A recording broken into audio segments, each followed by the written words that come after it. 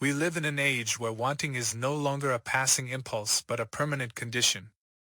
From the moment we wake up, the modern world begins to whisper, and often shout, what we should desire next. Advertisements follow us across screens, promising happiness in exchange for attention. Social media quietly trains us to measure our worth through likes, recognition, and comparison. Even rest has become productive, curated, and performative. In such an environment, craving is not merely encouraged, it is systematically cultivated.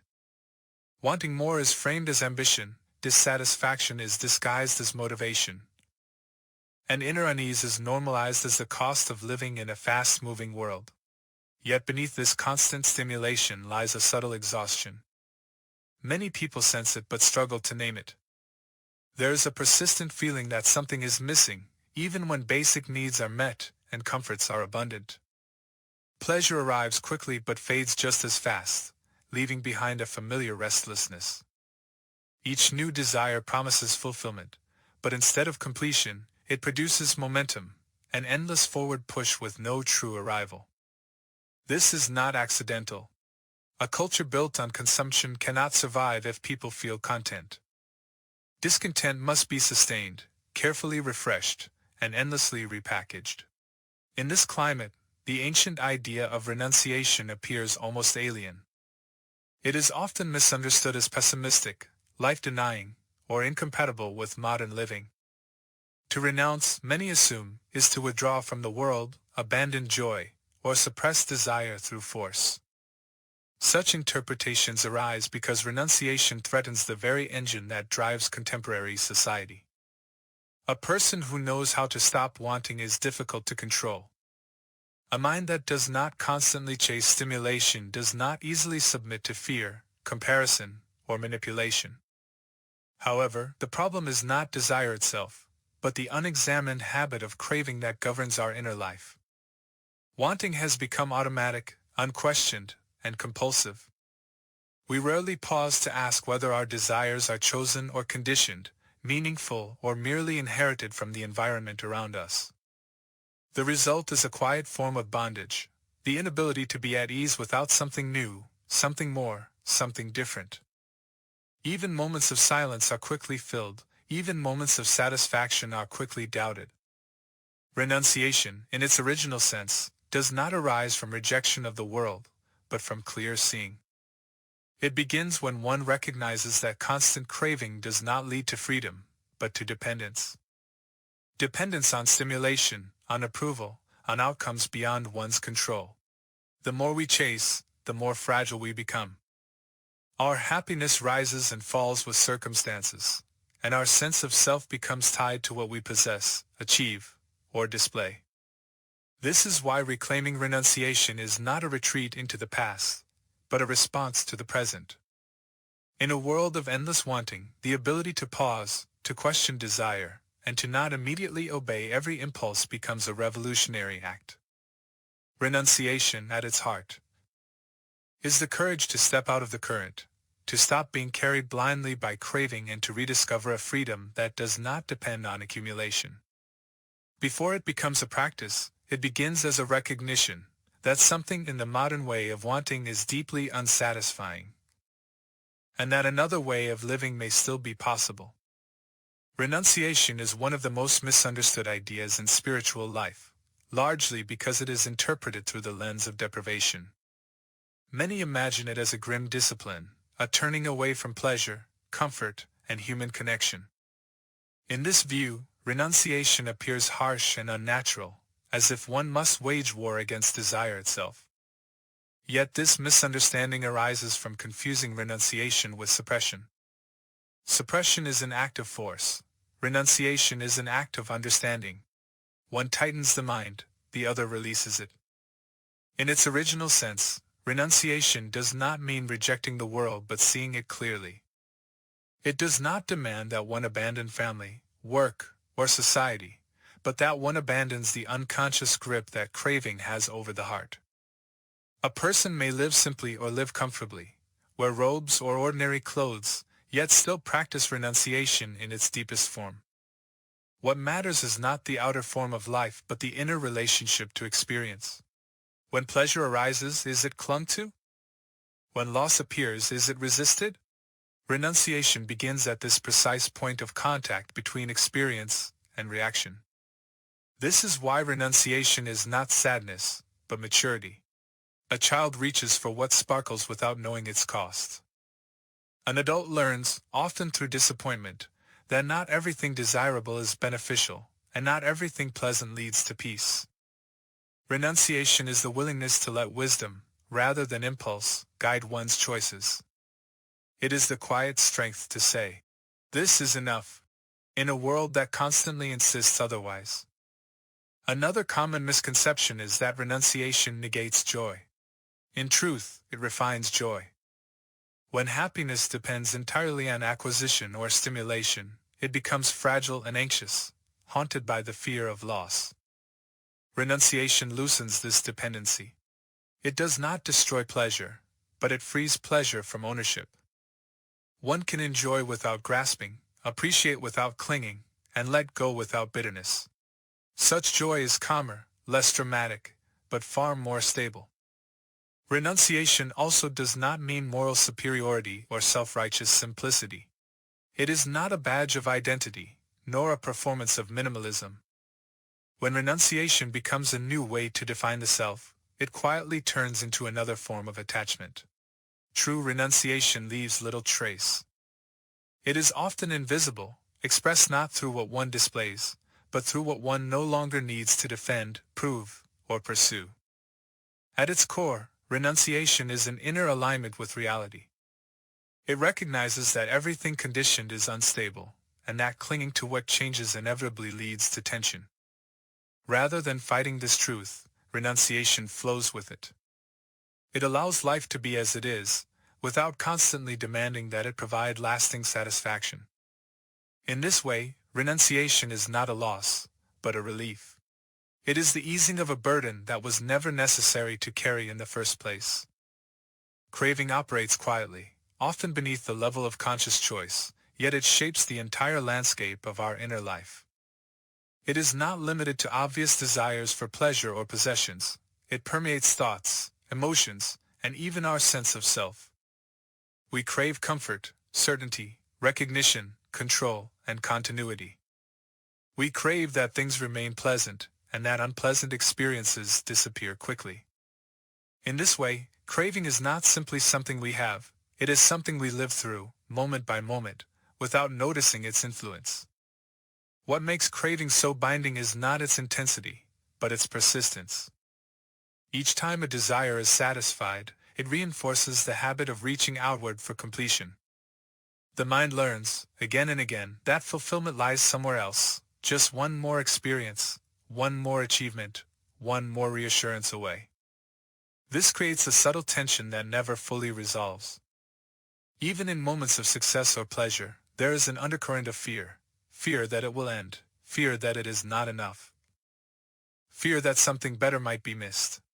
Craving also feeds identity. We do not only want things, we want to be someone. We crave being seen as successful, kind, intelligent, or spiritually advanced. These desires may appear refined, even noble, yet they still bind the mind to fragile images that require constant maintenance. When identity becomes something to defend or enhance, life turns into a performance. Approval feels like nourishment, and disapproval feels like a threat. In this way, craving does not only pursue pleasure, it resists vulnerability.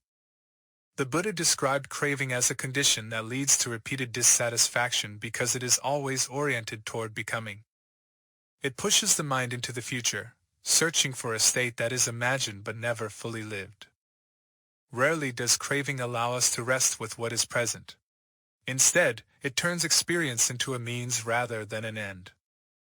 Even spiritual practices can be subtly hijacked by craving, becoming another project of self-improvement rather than a path of understanding. Renunciation begins when craving is no longer taken personally.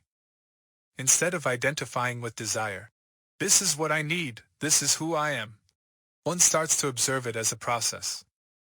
A sensation arises, a thought follows, a pull is felt. When this sequence is seen clearly, its power weakens. Craving depends on blindness to function. It thrives when it is obeyed without being understood. Seeing craving as craving, rather than as truth, is already a form of freedom. This is why renunciation is not an act of denial, but of intimacy with experience. One does not push craving away, nor indulge it blindly. One allows it to arise and pass without granting it authority. In that space of non-reactivity, a profound shift occurs.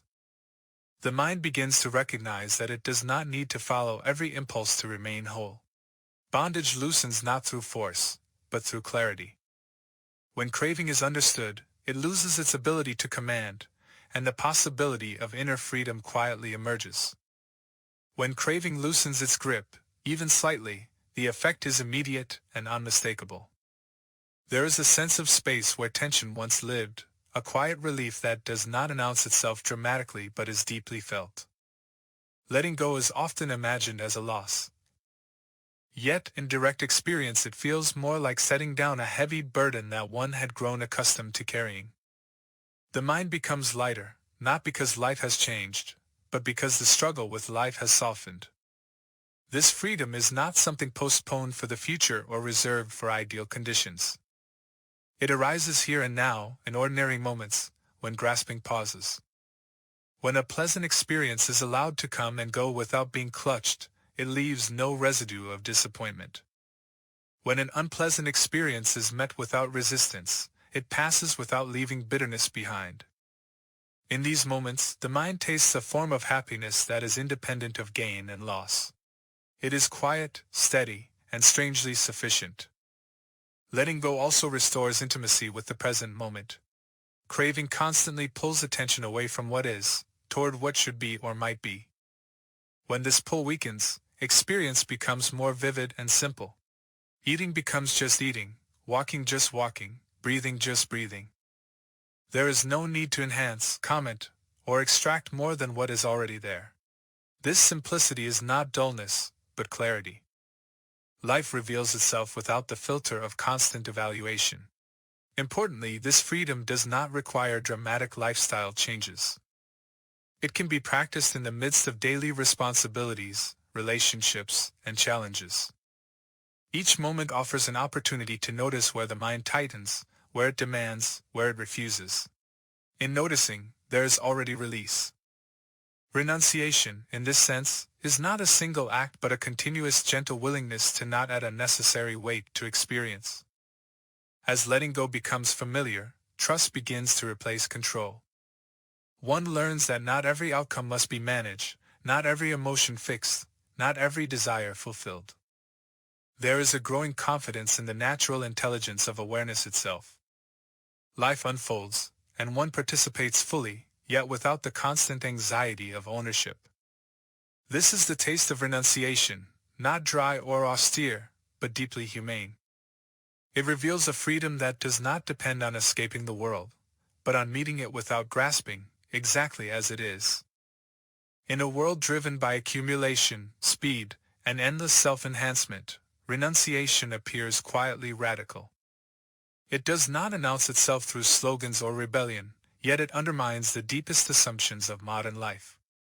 It questions the belief that more is always better, that identity must be constantly reinforced, and that worth is measured by visibility or success.